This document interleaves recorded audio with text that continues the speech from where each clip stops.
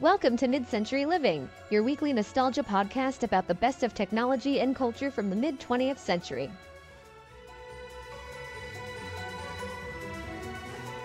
All right, welcome back to Mid-Century Living, the show where we talk all about the best of mid-20th century and how to add vintage vibes to your modern life. We're your hosts, Gonzalo. And Jackie, thank you for joining us today. So today we're continuing our Mad Men series by recapping episode 4 of season 1. As with our Mad Men episodes, we're just going to jump right into it because they tend to run a little bit long. So let's get started. So season 1, episode 4 is called New Amsterdam. I like New York. It took me a second to figure that out. New York is probably just as important a character in this episode as Pete. This is a Pete episode, and listeners of the podcast know how I feel about Pete. I don't hate him as much in this episode as I do in the rest of the episodes, which is by design, I think. This is basically his villain backstory episode. I had thoughts throughout the episode, and I cannot wait to hear them. If anyone's just listening to this episode first, I've seen Mad Men 100 million times. Gonzalo has never seen Mad Men ever in his life. And I am just as excited to talk about Mad Men as I am to hear Gonzalo talk about Mad Men, because he's going in blind, and I just want to hear his takes, which tend to be entertaining. So, I'm glad they're entertaining. I feel like, I don't know, it's just like it's just been so long since I've talked to someone who hasn't seen this show. So it's like, I don't know, I'm having a great time. Basically, what she's saying is she's glad that I live under a box. For my own amusement, so now I can make you dance for me. Okay, so like Jackie said, this is a New York and Pete episode. So, of course, we start with neither New York nor Pete, because we start with the camera panning over the bullpen and the secretaries working hard at their IBM typewriters and all the men standing around looking busy. And then we enter Pete's office, and the guys are in there listening to Bob Newhart's record in Pete's office. I don't know why I repeated Pete's office twice. And they're actually using, this took me a little bit to find, but they're using a Webcore holiday phonograph. Webcore, or Webster Chicago Corporation. They manufactured electronic devices and were premier electronic manufacturers in the 40s through the 60s until they were bought out by U.S. industries and then were overtaken by the cheaper imports from Japan. Fascinating. Yeah. Actually, it was really cool. Like that, the one that he's using is like a travel one, but it's supposed to be a travel one, but it's also like a foot tall when the case is closed. So like, it's not really a travel. Like, you're not going to take that under your arm to go on a picnic. Right. But anyway, Bob Newhart was a comedian from the mid-50s through the mid-century into the late 20th and even some of the 2000s. And anyway, Pete's secretary comes in and says Pete's wife's here, and the guys leave so we can finally meet Trudy. Yes. So finally, episode 4, we meet Pete's wife, who has been off screen for 4 episodes, just like having phone conversations with him. But anyway, so she's played by Alison Brie. Yeah, we also, in this part, kind of meet Harry's wife. Well, not really. Her name is Jennifer. We don't really meet her, but Trudy asks how Jennifer is. And Harry says she's at the phone company still, as if working is a huge inconvenience for him. Harry says there's nothing I can do. And Trudy replies, well, you can give her a baby. Yep. This is the kind of person that Trudy is. She is very, just kind of like Betty, I guess, but she has a very different attitude about it, where like the whole point of her is to get married and have the dream life, where she's like having babies and staying at home and making dinner for her husband and looking beautiful. And Trudy does it with such joy. That's what I think is really interesting, especially since and we hang out with Betty a lot in this episode too, but like Betty has this like quiet sadness to her, and like Trudy is very like bubbly and upbeat about all her things. I feel like Betty is quiet because she's been doing what she's been told she's supposed to be doing, and she may or may not agree that that's what she should be doing, whereas Trudy is like, well, yeah, this is exactly what life's supposed to be. Yep, like she's just thrilled that she's like she's so ready to take on this next phase of her life, and she's like very into it. Yeah. I love Trudy. I did also here have a comment for Jackie, because I wrote, any thoughts on her outfit? She looks like a curtain. Is it just a coat? I don't remember. This outfit did not stand out to me at all. I was probably just thrilled she was in the room. So if you think her outfit looks like a curtain, I probably thought it was pretty. Anyway, so Trudy is here surprising Pete for lunch, and they have a little fight, which is kind of weird for their first interaction. It's not really a fight, it's more like a conversation where Trudy's just there and full of joy and like, hey, I surprised you to take you away for lunch. And Pete's like, you can't just show up at work in front of my friends, like basically like embarrassed that his wife came and is telling him what to do for his day in front of the guys. Yeah. But she wears him down with her cute little face, and Pete gives in and agrees to go to lunch with her. Yeah, it's like, dude, just go to lunch with your wife. Yeah. Pete sucks. And I said at the beginning, I was like, man, I don't hate him as much in this episode. That doesn't mean I like him in this episode. I should clarify. But anyway. So on their way out, just because we want to jump right into this drama and awkward, Dawn and Peggy walk by, and Pete introduces Dawn and Trudy. He does not introduce Trudy to Peggy, but I suppose that's probably... Yeah, you wouldn't introduce the secretary. Like, you wouldn't introduce someone to the secretary. The secretary is just like the help. Mm-hmm. So this is normal. Trudy does, like, smile and acknowledge that Peggy is there. But this is a fun little thing. What is dramatic irony or whatever, where, like, we know and she doesn't know, and, like, yeah. So Peggy and Pete exchange looks. Dawn is actually really nice and professional and not at all letting on that he doesn't like Pete. And so Trudy, on her way out of the end of the scene, she's like, he's so nice, not at all what I imagined. And then we get to the real reason why Trudy took Pete out to lunch, because she's showing him an apartment she found. This scene's kind of weird. It starts with what looks like stock video footage of the exterior of a city, and nothing specific about it says New York, but we think it's New York, and we know it's New York because they included car honking as audio in the background. So, like, we know, oh, it's got to be New York in Manhattan because there's traffic. And the apartment she's showing is a 1,500 square foot, 2-bedroom that is either a lot of open space or really big bedrooms, because my house is 1,500 square feet and I've got 3 bedrooms. Yeah. Good point. Yeah. I didn't really think about that, like how big this apartment is. Past life, I was an architect. Trudy complains that she doesn't know if that includes the maid's room. So apparently there's also a maid's room. We only see the main space. It's got great parquet flooring, and that's all I got to say about it. Oh, wait till you see it decorated. I love their apartment. Spoilers. Well, spoilers.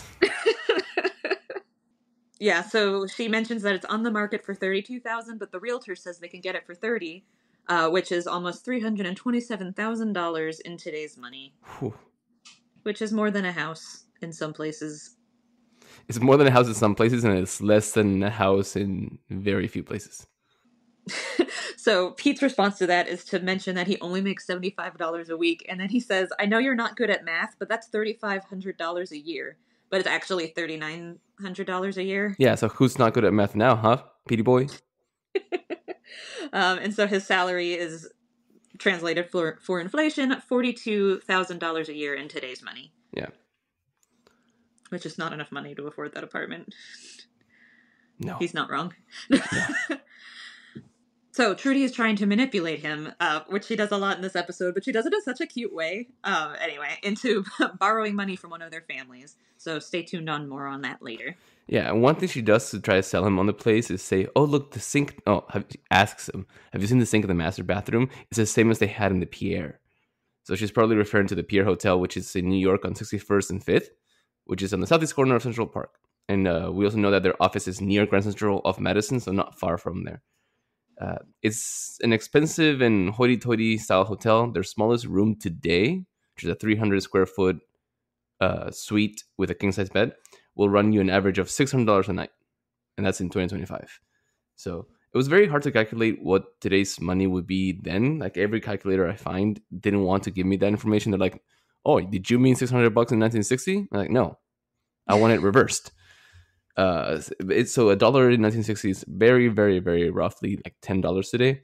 So by that principle, sorry, not a math guy, about $60 a night in 1960s money. So like almost a whole week's paycheck. Yikes. So for one night at a hotel. Yeah. That's rough. All right. So scene 3, we're back at Sterling Cooper, and Dawn runs into Rachel being escorted through the office by Paul Kinsey. So as Don's leaving his meeting, he says to bill it all to Menkins and has a conversation with Rachel awkwardly in the hallway with Paul. Rachel says she really likes Paul's work and says he's perfect for Menkins. But she is cold and standoffish, very different from how she used to act around Don. But we remember that the last time we saw her, she and Don shared a kiss on the roof, and he admitted that he was married, and she broke it off and said she didn't want him on her business anymore. She said she'd stay with Sterling Cooper, but she wanted Don off her account, which is fair and an interesting way to deal with it. Gonzalo wrote more comments on her outfit in all caps. It's not her outfit, more as like her hairdress. She's got this like awkward like cone looking thing behind her, and I wrote that it reminded me of Stan Tucci saying, with that hairpiece, she looks like she's working in the main stage at the Golden Nugget. She does wear a lot of extravagant hats.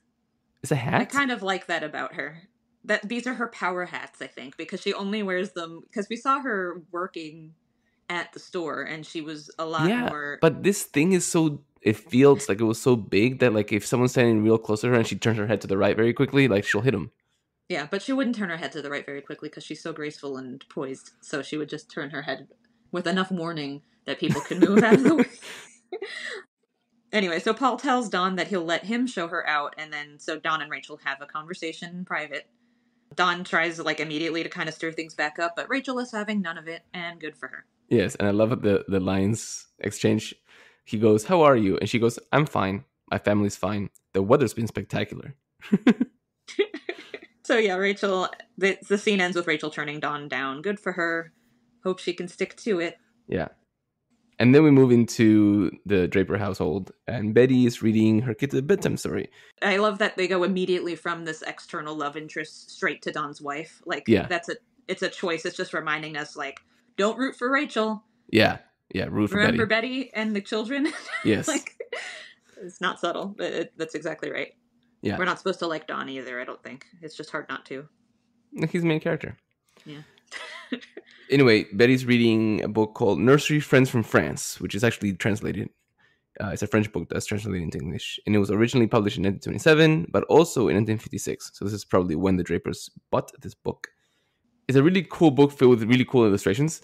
And Betty reads as she's reading, and she says, "Church bells rang out and the air was filled with flying birds." And there's no nursery rhyme that I could find that has that line. Like I looked through the world. That's interesting. Through the internet, and I could not find that. And then I went through the copy of this book because there is a online scan of all 200 pages, thanks to the University of Michigan's library, Go Wolverines. This also has a searchable scan. So like not only did I like flip through and look for something that had to do with birds and in the index, but also did some searches, and there's nothing. There's no nursery rhyme with those words. Interesting. At all. I wonder why they would go through the trouble of handing her this book as a prop if they were just going to give her a different nursery rhyme as a line. Like, why not just have her read? Unless they just wanted to use that line because they thought it sounded poetic and maybe there was some sort of deeper reason for it. But maybe, I don't know. Copyright? Intriguing. Yeah, or that. Yeah.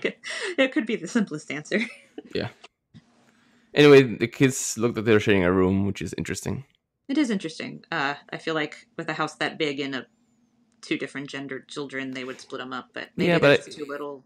It's also fairly common in that time period to share a room with your kids, because then, the house is probably not more than 3 bedrooms. Uh-huh. Well, more on that later, I suppose, as the kids get older. So I called this one scene 4.5 because it's still Betty, but we're in a different location. Yeah.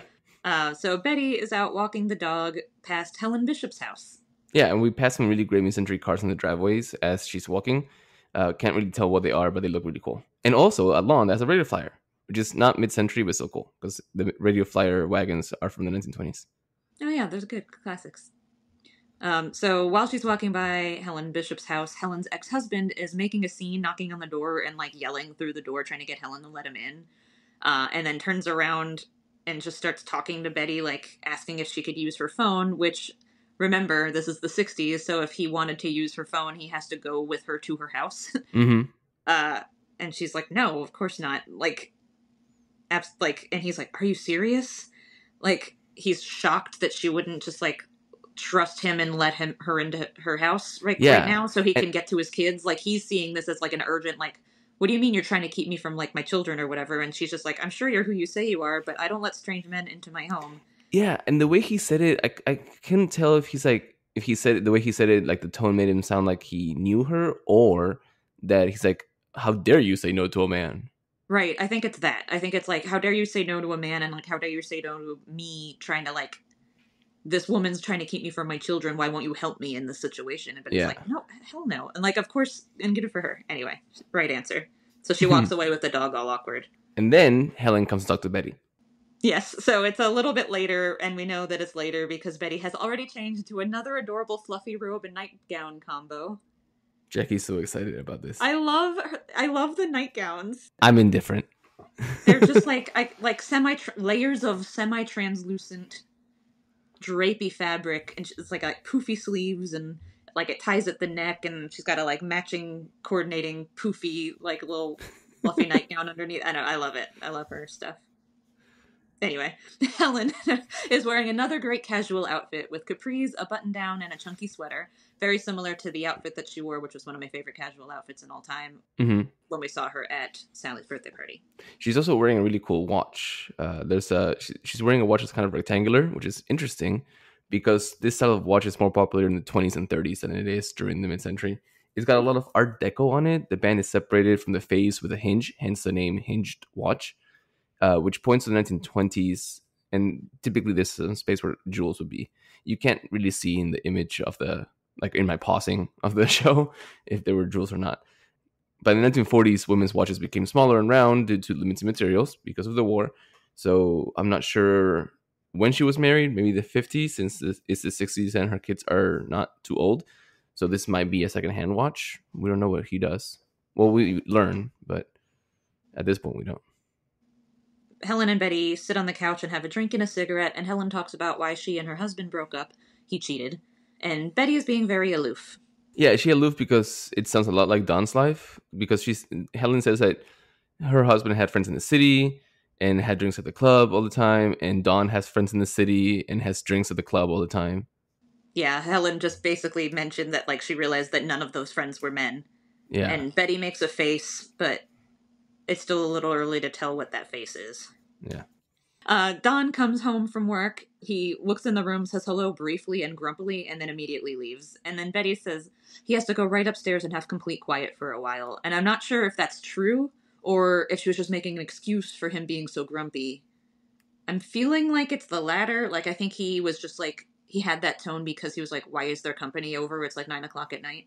And so she just made some sort of excuse for his behavior, because I'm guessing Helen picked up on that also because she immediately uses that as her cue to leave and says her kids are asleep and she has to go home. Yeah, she left her kids alone, which is very common for parents in this time period, at least for short periods of time. Today, it's kind of like we think of this as neglect, but in the mid-century, and then even 70s and 80s, kids a lot of times were left to their own devices. Once you were old enough to ride a bike and go, you just leave the house until it's dinner time. Yeah. It wasn't neglectful as much as it was just commonplace. Mm-hmm. So then scene 6, Pete asking his father for money. So now we're in Pete's parents' house, which is a big, fancy, rich living room. All of the furniture is covered in sheets. And we meet Pete's mother, who is wearing a Christmas sweater, and her excuse is that everything's already in the trunks. Yeah, the dad is also wearing a weird outfit because he's wearing a button-down shirt, bright yellow blazer, and shorts. So I'm guessing because this is an old money family, they probably have a summer house somewhere else. You always hear people in movies, I guess, I don't know, these kind of rich which people. Which they do. They have a house in Fisher's Island. Yes, we find exactly. Out in the next so scene. Like old money families in New York like that, rich people in the city in general don't usually stay in the city in the summer, especially because there wasn't air conditioning back then. They go to a country home where there's fresh air and they spend the whole summer somewhere else. Yeah. So I'm guessing that all the furniture's covered in sheets and she's stuck wearing a Christmas sweater because they're packing up and getting ready to leave their house for the summer. So they have the luxury of taking off all summer to go live in Fisher's Island, but this is just like another thing that they're judging Pete's job for, is that like, oh, we hope you can come visit, because like he has to work for 3 months and they don't. Yeah, he's like, I can't. I have to work. And his dad's like, well, why do you work? What is your job? Pete's mom and Pete's dad, they have very different temperaments, and they're both having totally separate conversations with Pete. Like, Pete's leaning and talking to his dad and having one conversation, and then his mom's chiming in with like a totally different conversation. she's saying kind of nice things about like how lovely Trudy is, and I hope you guys can come to the island for the summer. And Pete's dad is just, I'm sorry, like just on his job and his life choices. Yeah. He's just, yeah, he says, he calls him a whore basically, and says that it's no job for a white man. Mm-hmm. And Pete says there's a lot more to it than that. And Pete's dad's like, to advertising? Now, if someone were to tell me there's a lot more to the law, I'd believe him. Which is just, it's a really good job in a really good part of the city, and his dad is just being a butt, not having it at all. I don't understand what makes this job less good than any other big fancy Madison Avenue job, unless it's just not prestigious enough. I would guess that he probably was supposed to become a lawyer or something that's socially also a stepping stone, whereas an ad man, works behind a desk and isn't being seen in social circles. If you're a lawyer, you're seen in social circles, Yeah. right? If you're a doctor, if not seen, you're talked about. But who talks about an ad accountant? Yeah. Anyway, so Pete brings up the apartment that they're looking at and mentions it's at 83rd and Park. And his dad's immediately like, oh, it falls off after 79th. And Pete's mom's like, no, darling, they fall off after 86th. Which is, yeah, just very, like, characterization of the parents. Pete asks for help with the down payment, and Pete's dad immediately says, no, I just don't think that's a good idea. And Pete brings up that his father paid a lawyer a lot of money to cover up a hit-and-run accident that his brother did last summer. So it's not that they don't want to spend money, it's that they don't want to spend money on Pete. And Pete says, like, so why is it so hard for you people to give me anything? And Pete's dad's like, we gave you everything. We gave you your name, and what have you done with it? Yeah, what an ass. I know, and then you start feeling bad for Pete. But then not really. Yeah, I do feel bad for him. Like, this home life sucks. Well, It yeah. doesn't mean he's allowed to be the kind of jerk he is, but Yeah. I get it now, which is exactly why they gave me this episode. Like, this episode's for me and everyone who just, like, hates this slimy little Pete this whole time. I will say it's a really cool ending of the scene because at the very beginning, Pete had a glass in his hand, and his mom, when she walks into the scene, puts down a coaster on the table so that he doesn't put the glass on the table. And then the last thing you see is the camera looking at the coffee table, and Pete puts down his glass on the table, not on the cup holder. That's the wrong word. Coaster. Coaster, yeah. Which was a deliberate choice because he's mad at them. Yeah. And then we get back to Trudy, and they're back at their house. So Trudy's adorable sleep set. She wears these a lot. So Betty wears like full length or at least like midi length nightgowns and robes that are just as long, like mid calf. Trudy always wears these little like bloomers with these short little baby doll tops. So it's like a little tank top that stops like mid booty so that you can see like her cute little sleep bloomers underneath it. And it sounds childish, but like it's really just like so cute. I don't know. I think she's adorable. She's like a little cupcake. So she wears a lot of sleep sets like these. I will definitely be posting all my favorite outfits in the stories for this episode. So stay tuned. Yeah. Subscribe. Make sure you're following us on Instagram for the visual aids that go along with this discussion. So yeah, they're talking, and Trudy doesn't like. She asks him how the visit was, but really she immediately just asks him if Pete's parents can help with the apartment, and Pete lies and says that he couldn't ask them at all because his dad is having health issues. And she says, what's wrong with him? And he says, no one knows. It's a bold-faced lie. Yeah, but I think he was answering what's wrong with him, like, emotionally, I think. Is like... Yeah. I mean, the lie is that... But yeah, he just lied straight to her face and said that he couldn't ask at all, but really he just didn't want to tell her that they said no. Yeah. And we see Pete is also getting undressed in this moment, and his shirt is a French cuff shirt, which is kind of the kind that needs cufflinks, which is very in keeping with the 60s because they were a very popular accessory back then and through the 70s as well. And while the French cuff is actually from the 1930s, it was still widely used in the 60s. And it looks like his... Okay, so those of you out there who have French cuff shirts, there's 4 holes because you fold the cuff and then you put the cufflink through the 4 holes. But it looks like he's got an extra set of holes in his shirt, which is kind of cool because French cuff shirts usually have 6 holes, and the outmost ones were the ones where this cufflink sits folded into the ones below it in like the bottom 4-button configuration that I just explained. The purpose of the extra set is so that you can move the fold down. So if you wear your shirt on subsequent days, so like if you're trying to save money on dry cleaning, or you can't afford to have 5 separate shirts for 5 days of the week, you just move the fold down and use the other set of holes, and the dirty part of the cuff from wearing it on one day can be like folded underneath it, so you don't see it. You see a quote fresh cuff. That is very clever. I love that. It makes sense because if he's only making so much money a week, right? He's still a junior in the company, so he doesn't have a lot of money to be spending, and I don't think he likes to spend his parents' money. Yeah. Anyway, back to work. Scene 8 is a pitch meeting with Bethlehem Steel with Don, Pete, and Sal. All right, so the campaign for Bethlehem Steel is a series of full-page ads featuring famous U.S. cities, and the copy says, "Brought to you by Bethlehem Steel." Walter, the steel guy, does not like it. He says, "These feel like ads for cities. You're making our company look like a middleman for some other product." Yeah, but they're really cool illustrations, actually. They look like they're trying too hard to be mid-century from the 2025 view, but they're actually drawn in the WPA style, which is the Work Progress Administration, and this was very prominent in the 30s and 40s. So later on, when Walter tells Sal that they're good posters, Sal replies, "Yeah, but the WPA style was good 20 years ago." So does that mean Sal given the direction and had to do that? I guess they told him to make it WPA style and he doesn't like it? Or is he offended that Walter said his posters looked like the WPA style because he's saying that they look old-fashioned or something? I think he's trying to defend his choice because he was told to use very simple, and in the 40s, WPA was supposed to be like the new wave of art style for advertising. So he's like, yeah, they're good, but like they were good 20 years ago. So anyway, WPA was tasked with creating promotional materials for various public programs and services offered by the U.S. government following World War One and leading into World War II. They were often like very visually striking and captivating, with bold colors, simple but dynamic designs, strong emphasis on typography, iconic images depicting unique landscapes or unique architectural wonders. You see a lot of WPA on national, what are they called?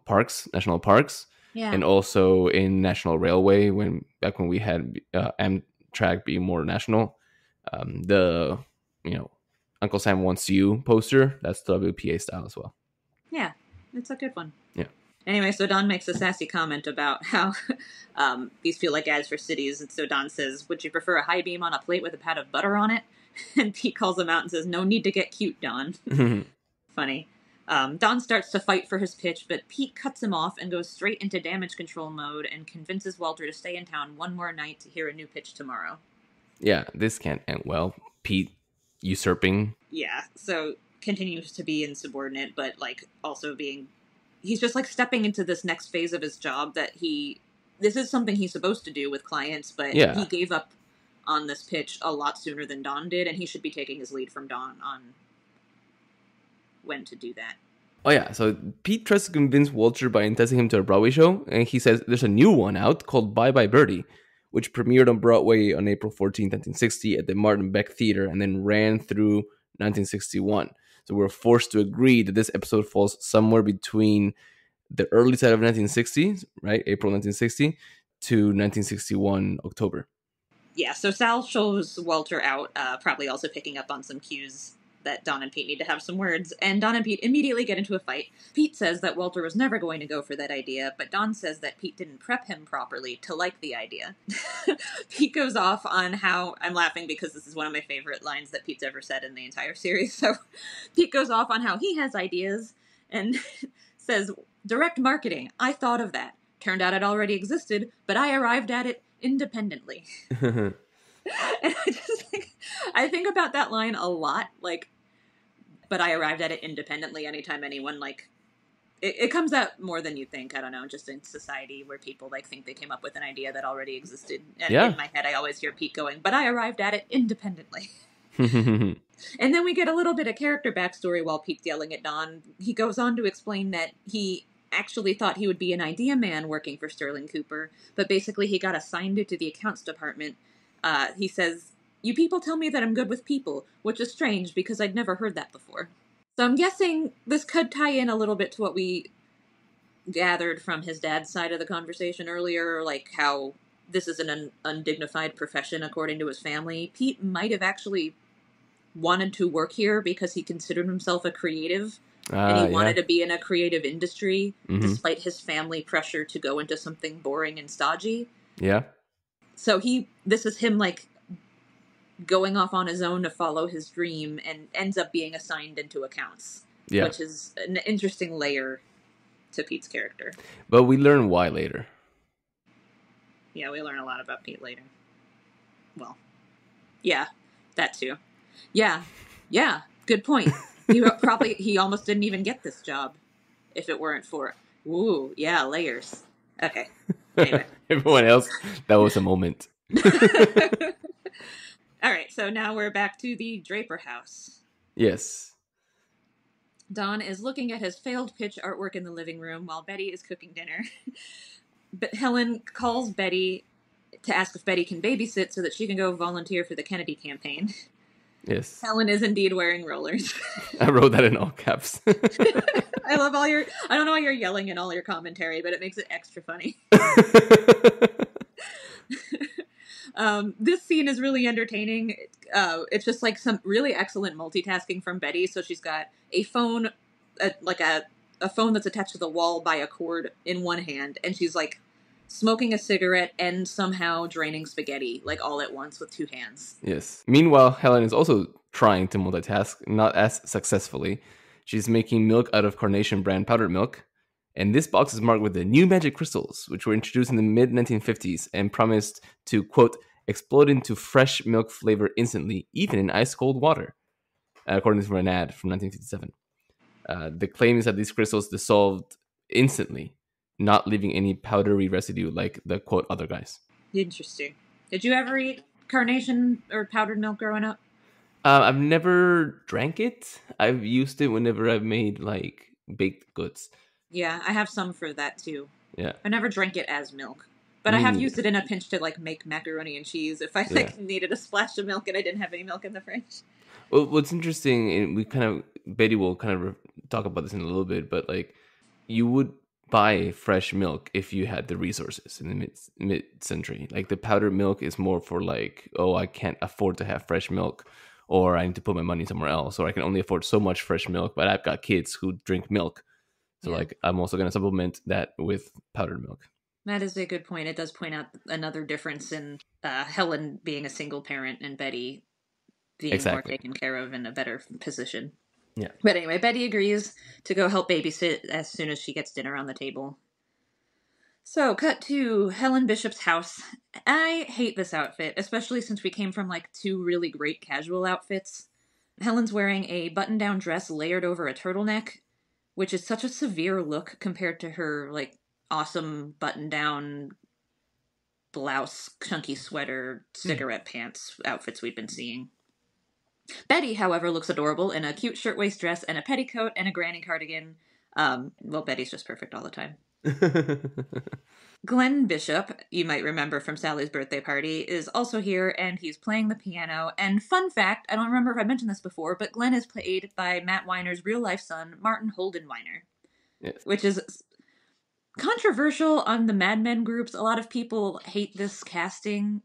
They think he only got the job because he's Matt Weiner's son and that he's a bad actor. But I think it's very rude to call a 5-year-old a bad actor.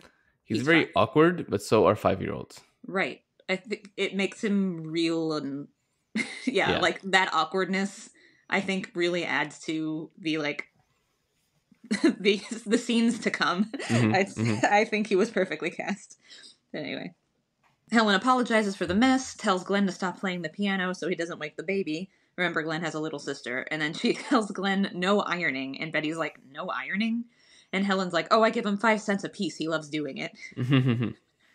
So Betty, meanwhile, is trying to sort of get an idea of why Helen is working on this campaign at all. I guess especially because she has 2 small children at home. So she's, like, trying to gauge the vibes by asking, like, or saying, like, I guess there will be a lot of nice men there. And Helen's just like, what? Yeah, no, I guess, sure, but it's mostly women. But yeah, so clearly, like, Helen's just doing this because she wants to, and Betty's just confused, like, why aren't you home with your kids? Yeah. Why would you want to go out and do things? It's sort of similar to how they're like, why are you walking? Like, yeah. Anytime Helen does anything independent, it really confuses the housewives. Anyway, so Betty says that she and Don don't know who they're voting for yet, And Helen says she'll bring her back some literature and that she'll be back before 10. Yeah. And just Kennedy announced his election campaign in January of 1960, which kind of tracks with the Bye Bye Birdie comment made earlier. So we are sometime in the middle of 1960.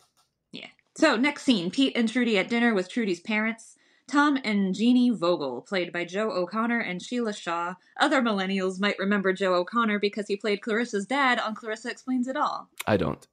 You don't? No. Which is so sad because he was an architect. I think I brought this up in some other episode, but like his shtick was that he makes buildings shaped like what the building is. So like it's like a dairy barn, but it's shaped like a cow, or it's a honey farm, but it's shaped like a honey pot, and like that's what all his they always put like little models down on the coffee table. Anyway. So just me. Other Nickelodeon fans from the 90s reached out in the comments. Anyway. You noticed this, and I didn't even think about it, that the mom's pet name for the dad is Tomcat, which is cute. Yeah, so it's very different than the other parents. Especially the ensuing conversation, you realize that Trudy's parents are the exact opposite of Pete's parents. They are warm and they're loving to Trudy and also to Pete. And Trudy's dad is going on and on about how amazing Pete's job sounds. Yeah, which, like, this is a much better family than Pete's, and I kind of feel for him, but also no, because I don't like him. Yeah, me neither, but I'm glad I'm a little sorry that I put all that anti-Pete bias in your brain this early, but you're right. He sucks, so it's fine. Trudy says that they have some great news, and her mom says, already? Like, expecting baby news. And Trudy's like, oh, like all embarrassed. And she's like, no, but they found an apartment. And her mom's like, oh, well, that's exciting too. Yeah, and then they describe the apartment as a 5-bedroom apartment. Or a 5-room apartment is what she says. 2 bedrooms, 2 baths, a terrace, which makes Trudy's mom gasp. Like, oh my God, a terrace. A terrace? A terrace. Yeah, so Tom agrees to help pay immediately. Like, without any hesitation, jumps on it, I think even before Trudy asks. And then Pete tries to talk him out of it with, like, a pride thing. But Tom won't take no for an answer. And he says, Pete, this is an investment from me in you. Which is a little extra layer, but Trudy gives Pete a look, and he eventually gives in.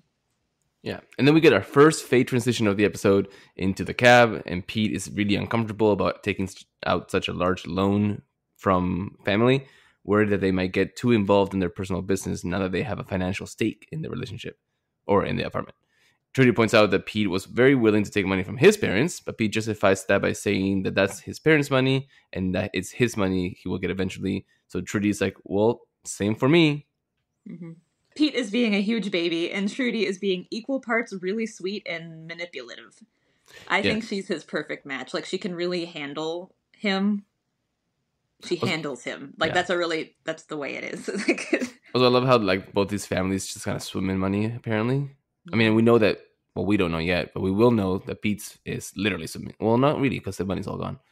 But yeah. Anyways. Yeah, Pete's got the name and Trudy's got the money. Yeah.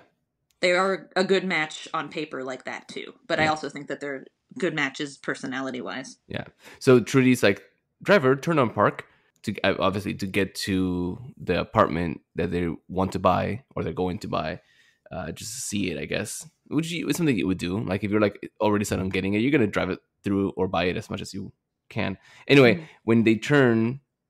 No, like right then, like before you actually see the cab turning, Trudy looks out the window and goes, "Oh, the armory. When are they going to tear that dinosaur down?" Which means the cab was already on Park Avenue, because that is on Park Avenue on the Upper East Side of Manhattan. I didn't even put that in my notes originally because it's like I've been like, yeah, Trudy's the best this whole episode, but yeah, the fact that she looks at this old building and is like, when are they going to tear that dinosaur down, is a huge sadness to me as a especially a building like the Armory, which was the U.S. Army National Guard Armory, and it's a Gothic Revival building completed in 1880. And I'm just choosing to ignore that part of Trudy's personality because I really hate it when people see an old building and immediately think like, oh, that's old, we should get rid of it and build something new in its place. Yeah. I don't like that. Yeah. So we're just going to pretend that Trudy didn't say that. We're going to pretend that she didn't say that. We're going to move on to the Bishop house where Betty and Glenn are watching TV, sitting on opposite ends of the couch. Betty's smoking a cigarette and Glenn is eating. Well, he's not really eating an apple. He's got an apple in which he took a bite out and he's just kind of holding it. Here, child, here's a prop. Yes, pretty Act much. natural. I like you would have this in your hand while watching a movie or watching TV. Anyway, Betty gets up to go use the restroom, and it's a very mid-century green wallpaper with matching vanity set. So she starts off by snooping in the drawers, as one does, and finds Helen's birth control, which she throws back into the drawer as if she knows what it is or is repulsed by it, possibly. Yeah. She gets on the toilet, which is a whole production, getting her, like, skirt and petticoat out of the way, and then, like, getting her stockings down like it's a whole to-do. And then Glenn opens the door and stands there all awkward-like, and Betty tells him 3 times that the bathroom is occupied and tells him to get out, but Glenn's just, like, standing there staring at her, so she has to waddle over with all her skirts in hand to, like, go close the door and lock it, which is super weird. So back at the couch, Betty handles this really well, I think, so she sternly tries to explain to Glenn that the bathroom is private, and she gets him to apologize, but she does it in, like a firm but kind way. I think she handles it really well. Yeah, I think so. She gives Glenn a hug, and then they have a conversation, and Glenn admits that he's got a crush on her, and the poor kid is crying. Well, he's not, like, actively crying. He's got a tear, like, in that space between the eye and the nose, which is like, okay, the prop person put one in there. Betty, I'm not trying to, like, dig on this poor child actor. Like, he'll grow into acting if he wants. Anyway, Betty uses this moment to trick Glenn into telling her his mother's age, because he says that when he says he's got a crush on her, she goes, I'm the same age as your mother. How old is your mother? And then we find out that Helen's 36 and Betty's 28. Mm-hmm. And then Glenn asks her for a bit of her hair, which is weird. Like, Betty says no at first, as one should, and then, like, without any time passing, decides, it's okay, and cuts a bit of hair and gives it to him, and this was weird. Yeah? What are I'm your just thoughts? waiting for the moment where Helen is cleaning his room and finds Betty's hair. What do you think? I think that is weird, A. B, Like, I think is it that, weird for him to ask? Weird for her to oblige? yes. I think she really just doesn't see the harm in it. She's like, yeah, I mean, I guess that's weird, but it's a kid, like, whatever. So next scene, we've got Pete and Ken trying to butter up Walter from Bethlehem Steel in a very classy bar with a piano playing. Everyone's wearing really fancy cocktail attire. Yeah, and Pete brings over 2 ladies that he introduces as his cousins, and there's a very pervy conversation between Walter and Pete about how Walter thought Pete's cousin Wendy was a redhead, and Pete goes, no, that's my cousin Doris, she was busy. And Walter replies with, well, we can make do with this branch of the family. Yeah, this, like, very subtle, like, elbows code for thank you for these hookers is very interesting. Yeah. So Pete orders another round for the table, plus a bottle of champagne, and then proceeds to pitch his own idea to Walter, which is actually a pretty good idea, but the audacity of this kid. Anyway, Bethlehem Steel, the backbone of America. Walter says, did Draper ask you to sneak this one by me? Campbell, get off the clock, which I appreciate. So he goes back to flirting with one of the ladies, and Pete does not get a chance to explain that the pitch was his own idea. Yeah. And then we go back to, very abruptly, to the Bishop house, where Betty's reading on the couch. I guess Glenn's already in bed. She's reading Life World Library about Italy, which is a continuity error because this book was published on January 1961. Look at you. Good spot. Yeah. Well spotted. Helen brings Betty a Kennedy pamphlet and thanks her and sends her on her way. And the pamphlet says, a new leader for the 60s, which is ad campaign promoting Kennedy as president. Yeah, so scene 15 and a half, I guess. Betty gets home. It's just like a shot with no lines of Betty getting into bed. Don's already asleep with a notebook in his lap. So she, like, takes his notepad off his lap and puts it on the side table. So we see a little drawing of Don's new idea, Oh Little Town of Bethlehem, but with a skyline. Yeah. We fade transition into the pitch meeting with Walter the next day, which is a shot of Sal's official drawings of the new idea of the little town of Bethlehem. 3 different versions with 3 different cities. The idea is very similar to the last page, and Walter comments on it.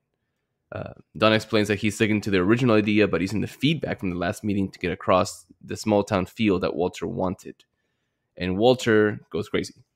He's like, I know this isn't the idea you wanted to pitch me, so don't do it so damn well. And Pete's ears perk up, and he looks over, and Walter explains that Campbell pitched the backbone idea to him last night, and he loves it. And Pete looks smug, and Don and Sal are confused, and then Don is mad.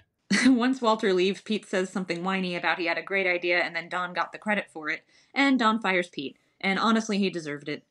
And the way he does it really amuses me. He's just like, I want you to go get a cardboard box and put your things in it. Yeah. Just like, that's it. Pete's worried and shocked, and Sal ends the scene with a cutting. You picked the wrong time to buy an apartment. Yeah. So now we are in Pete's office. Well, not yet. We follow Pete's worried face all the way across the floor to his office, and he's fired. And there's guys in there listening to Bob Newar's record again, which is like, why are you in my office if I'm not there? But he very brashly kicks him out and then throws the record out the door into the floor.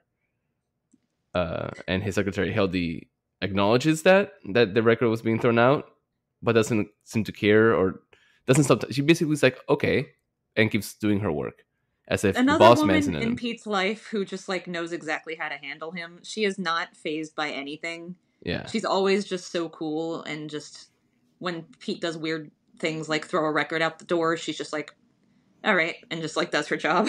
Yeah. Finally, Roger gets a scene. And Don opens this one with another. You remember Pete Campbell's last day? It's today, which is I also think is really funny. Don gets a lot of really funny lines. Anyway, Don explains to Roger that Pete pitched his own copy to the client last night, and Roger goes, that little. Yeah.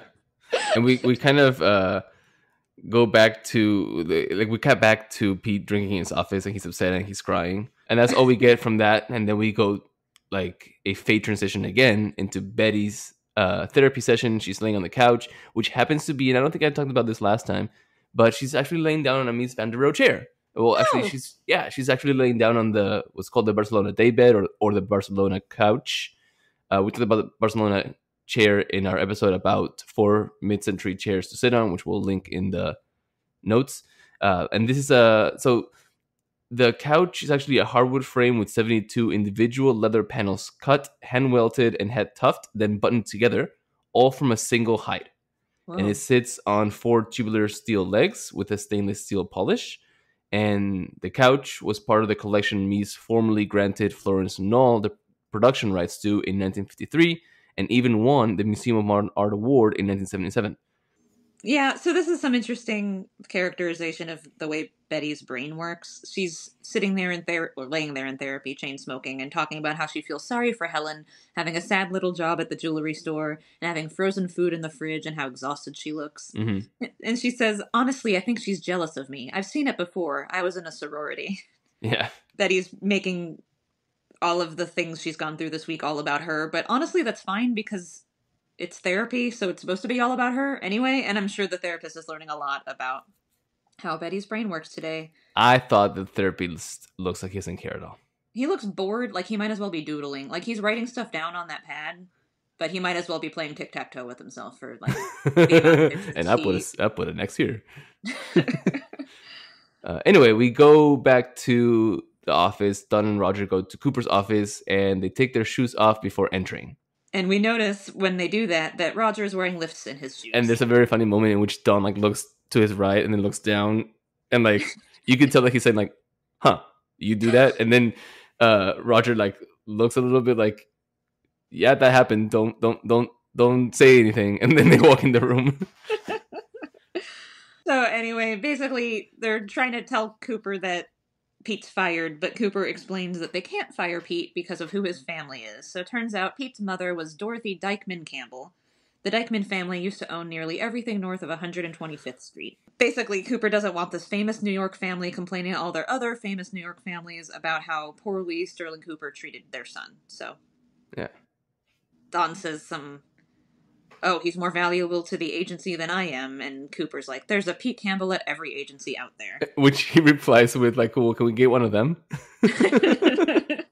But Roger understands the dilemma immediately and like, yeah, flip-flops like on the spot. Don is pissed but gives in because like, what else can he do? And he's and this is like a character. I don't know if it's a character thing or a John Hamm thing. Because he's sitting there and they're not wearing shoes and he's wearing socks and his toes are curled and it looks weird. which I guess he's mad, but like, I don't know. Yeah, are those like mad toe curls or like awkward toe curls? Like what an interesting thing to think about as an actor. Like how would Don sit in socks in his superior's office? Like what do you do with your feet? Never have I ever worn socks without my shoes, or not worn shoes into my boss's office. So Pete's not fired. And we get this great moment. Another great scene. So Pete's in his office still freaking out and drinking. And Roger and Don bust in. Pete stands up immediately. And Roger comes right up to his face and tells him that he isn't fired, but he does it like almost yelling like a drill sergeant, like really close to his face. Mm-hmm. I love that Roger steps up and realizes like the awkward position he put Don in, because we're already having an insubordination problem with Pete. And now if Don fires him, but now he's not fired, like, so Roger just really, I think, handles it's a very clever office politics move. Mm-hmm, mm-hmm. Basically, Roger tells Pete that everyone wanted him out, but that Don decided Pete deserved another chance. And he says, "You're here because of Don Draper's large S." I hear this line in my head all the time as Don Draper's large ass. Like, how funny is it? You're here because of his large Don ass. Draper's large ass. Sorry, I'm 5. I've seen this episode too many times. Anyway, Roger does a great job putting Pete in his place and hopefully fixes the insubordination problems. And then Pete goes, "I won't let you down, Don." And Roger goes, "Jesus, Campbell, don't ever say that." I love Roger a lot. Do you love Roger? He's hilarious. He's not getting a lot of screen time, but when he's there, he's just he's great. So now we're cutting to Don and Draper decompressing from the stressful moments in Don's office. Both of them are drinking, and Roger's explaining what drinking means to different generations of men. Yeah, Roger then explains that Don shouldn't try to compete with Pete Campbell. He says that in like a knowing way. It's like the way he used to look at Don once. Maybe I also feel like Roger may have tried this in his day with his version of Pete Campbell. Roger, Don, and Pete are 3 generations of admin. And then Roger takes a cigarette from a tabletop cigarette holder, which is actually an MCM brass globe with a little roulette design on top. You pull the top part out and it reveals the cigarettes. And I want one of these so bad, just as like a Mad Men reference. I just want to put it on my coffee table just to be cool. They are really cool. They were manufactured in the 1960s. I could not find anything on the artist or creator. They're about 4 inches. It's a little sphere, so about 4 inches. It's got a little fill button. They seem to be very popular, and online retailers sell them from anywhere between $125 to $200. Yeah, probably they're popular because it's Don Draper's. Oh, 100%. Which is another reason why I can never find those roly-poly glasses, but one day. Yeah. And we enter the last scene of the episode, which is Pete and Trudy buying their apartment. And Pete and Trudy's mom are there, and the real estate agent is also there. It's Pete and Trudy with the real estate agent, and then Trudy's parents come in. Pete thanks Tom again, and Tom tells him he doesn't want to hear it. He really does. Maybe this is a no strings loan, like maybe everything is fine. Then the real estate agent brings over a neighbor, someone who's also on the board for the building, to meet Pete and Trudy. And the neighbor basically just immediately asks Pete about his family connections. She's like, "Oh, well, what Trudy's mom, I forgot her name already, Jeannie." Trudy's mom. Yeah, so Trudy's mom was apparently telling her that Pete's great-great-great-grandfather was a farmer with Isaac Roosevelt. Mm-hmm. And Trudy and her mom just immediately are ready to talk all about Pete's mother's side of the family, and they're happy to use the Dykeman family to get ahead in this town. The camera goes from Pete looking out the window to just a shot of the city while Manhattan by Ella Fitzgerald plays, and that is the end of episode 4. Yes. And before we ended, you said something interesting, because you were like, Tom is Trudy said, Tom is like, "Oh, it's fine, it's not cool," and you're like, he thinks it's a no strings attached, which I think is true. I think Tom and his nurturing father thing is a non-strings attached, but Pete doesn't understand a non-strings attached loan because his family is probably all about or his social circle is probably all about well, if I'm doing something, I expect something back. Yeah, exactly. So I think Tom is just a nice guy, and Pete just doesn't know, he's never met a nice guy before or a nice father. Yes. So now we can finally talk about what we that realization I had at the beginning of the episode. Basically, we're learning all of, like, Pete's where he is today because of who his mother is. Mm-hmm. A lot more than his own personal things. Like how I was saying that it kind of sounds like he really thought he was being a creative and branching out and like following his dream when he wanted to work at an ad agency. And probably and we learn Cooper just flat out says like the only reason why he's there is because of his family connection. Because of his family connection. That's probably why they assigned him to accounts, which is also probably why Pete thought that was weird. He's like, no one's ever told me I'm good with people. And it was probably just like, oh, we need to hire this kid, but he's not good enough to be on the creative team. I don't know. Let's put him in accounts. Like, basically, they just...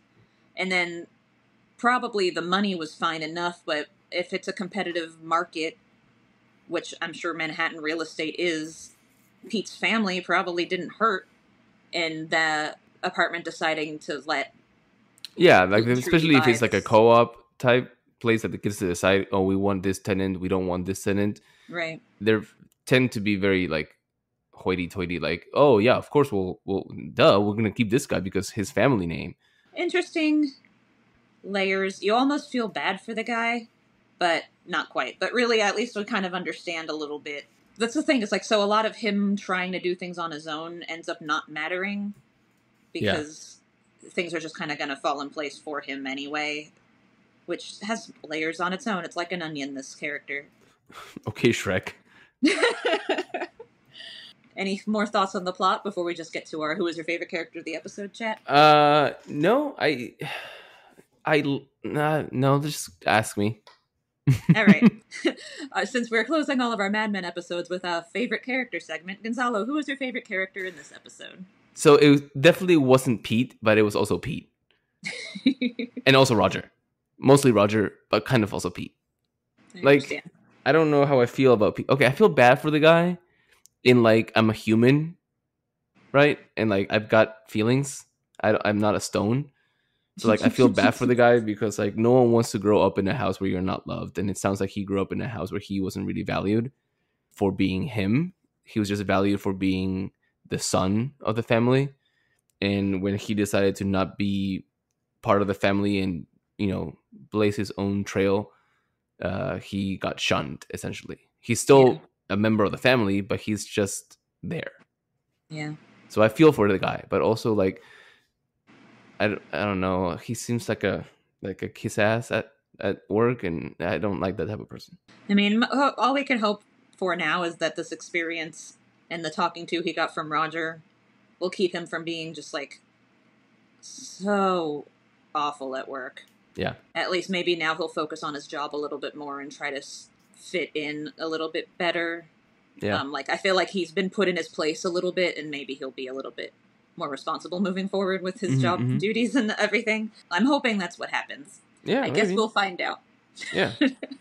My favorite character of this episode is Trudy. I think she's a perfect angel, and I love her. Well, now that we know our characters for this episode, it looks like we have finally bought the apartment. Thank you guys all for listening today. If you've enjoyed today's episode, please subscribe to the show, tell a friend, download our episodes, listen to us. You can also follow us on YouTube and Instagram at MCL Podcast. Instagram is the best place to send us feedback and episode suggestions. Send us a DM anytime. And you can also contact us through the Send Us a Text Message feature in the show notes. Yeah, so send us some fan mail. Thanks for listening, guys, and we'll talk to you again next week. Bye!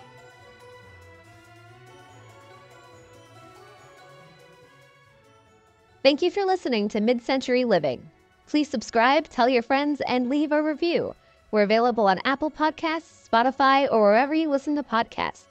You can also follow us on Instagram at MCL Podcast. See you next Friday.